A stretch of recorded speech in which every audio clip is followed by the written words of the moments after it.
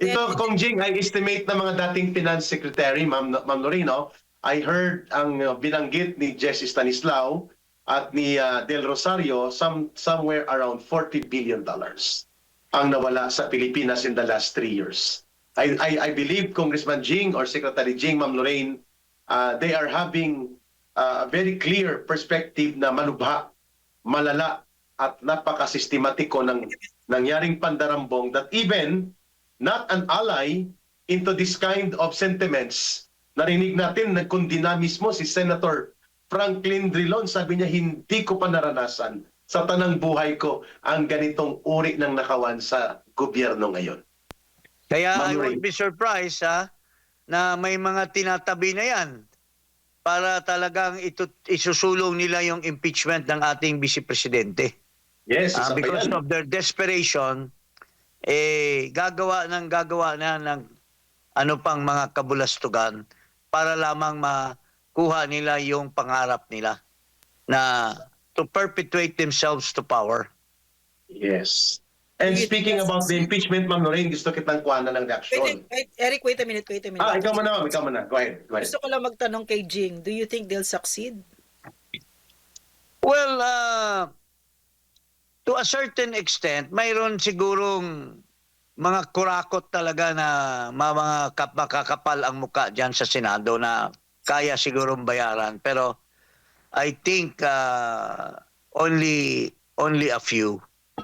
Yung thinking ko pa rin is they cannot get the 16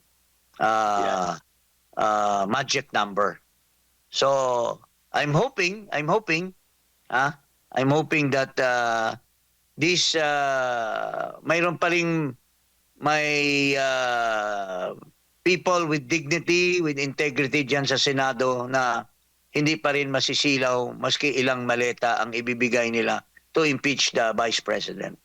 Which means, Secretary Jing Paras, Ma'am Lorraine, that you already believe in your personal view na lulusot ito sa House of Representatives at ma-impeach nila dyan si Vice President Sara Duterte, and this will be transmitted into full Senate trial ang impeachment operations ngayon. Do you believe about that?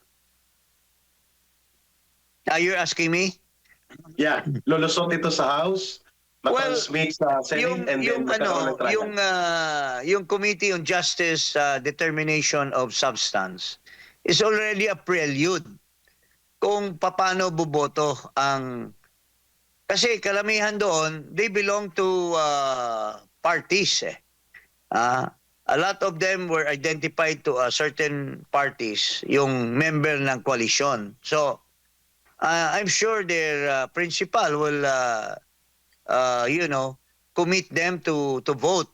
Kasi out of 300 plus, 107 lang ang kailangan ka Eric to push it to the Senate.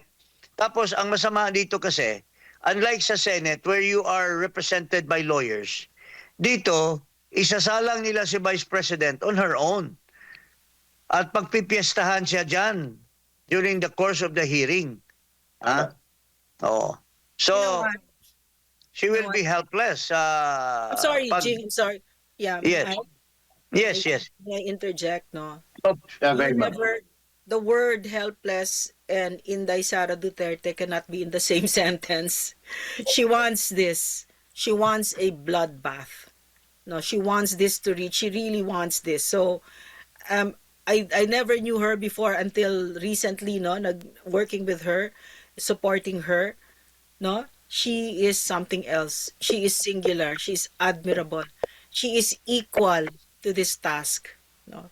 But Ma'am Lorraine, I heard she made a commentary, hindi ko check kung sa isang interview o sa isang statement na inilabas niya that she will not allow herself to be subjected to such kind of brutal, bias, preconceived intimidation na ibibigay niya yung sarili niya, ipapain niya doon. She will fight it out.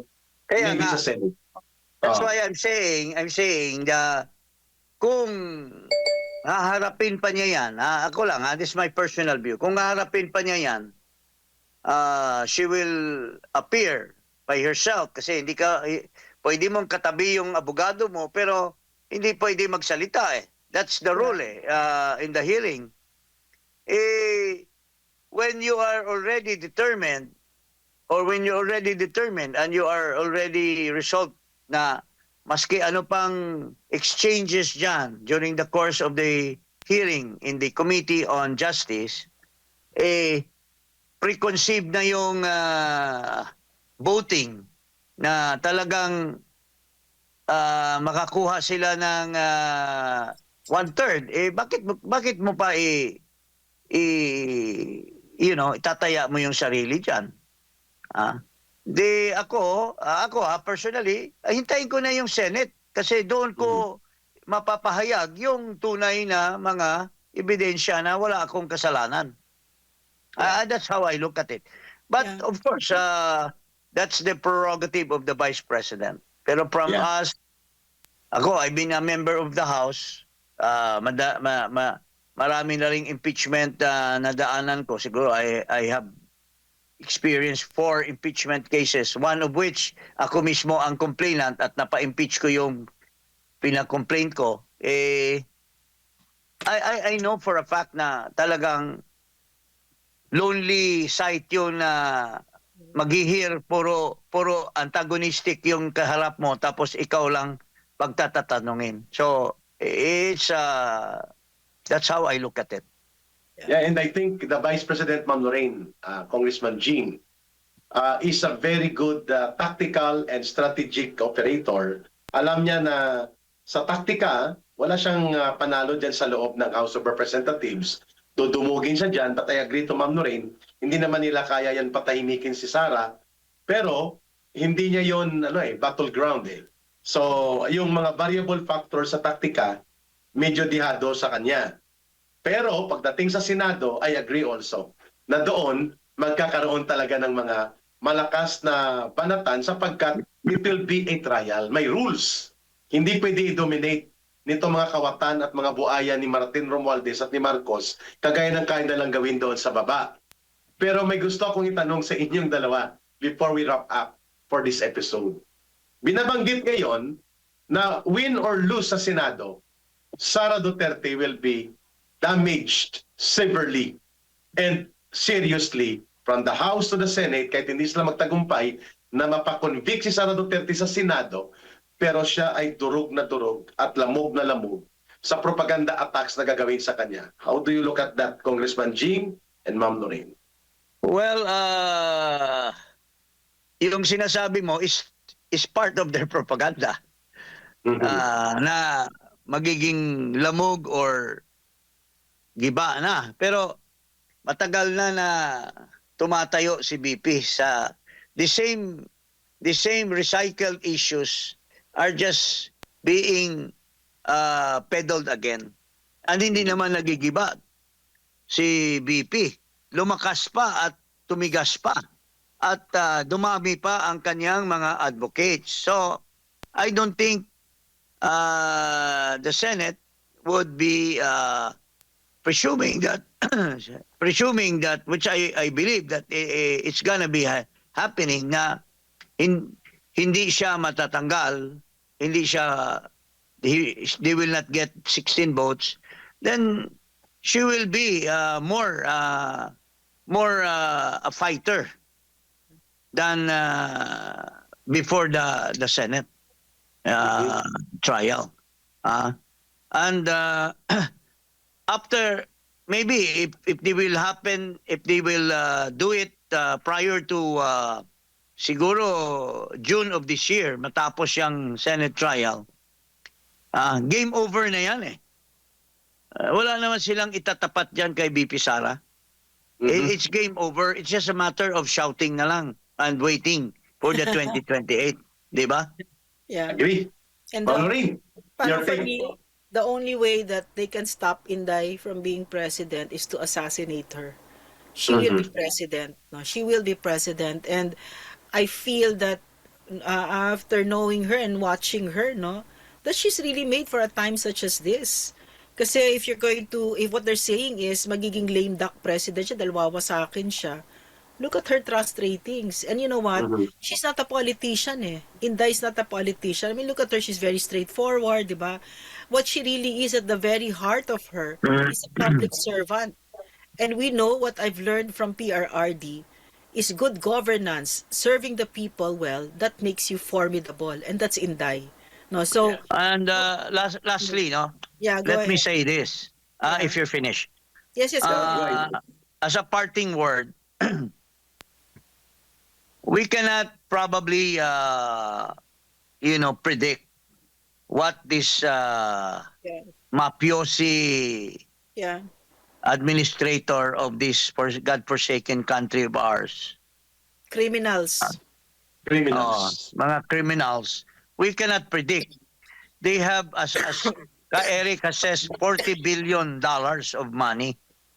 So, alam mo, puro itong mga politiko, puro magnanakaw yan eh. They have a tag price for each one of them. We don't know. Jing, Pero, Jing, you have to clarify that it's people's money. It's our money. yeah, well, taxpayers' money, ha? Yeah, Ninakaw yeah. nila, di ba? But they have it, as Eric says, they must have already amassed that in their chest, no? Yeah. And pero alam mo, si Sara Duterte, anak ni Digong Duterte yan. Tama. And si Digong Duterte, si Tatay Digong, is still in the hearts and mind of so many people. When he left government after nag-ano siya, he had 80% trust rating. Correct. And baka tumaas pa ngayon yan because of the sacrifices he made for the country. So, maski anong mangyari kay BP Sara, hindi nauubusan ng Duterte. Yeah. Ha? Mawala man ng isang Duterte, mayroon pang isang Duterte. Mhm. Maybe I'm talking about Baste. He can still be, but Yeah. I'm positive that hindi nila makukuha yung 16. But I'm also saying that kung ano man nangyari, the Tatay Digong legacy will be there either by Vice President Sara or by her brother or by her another brother. Panalo pa rin yan, maski anong gagawin nila in 2028.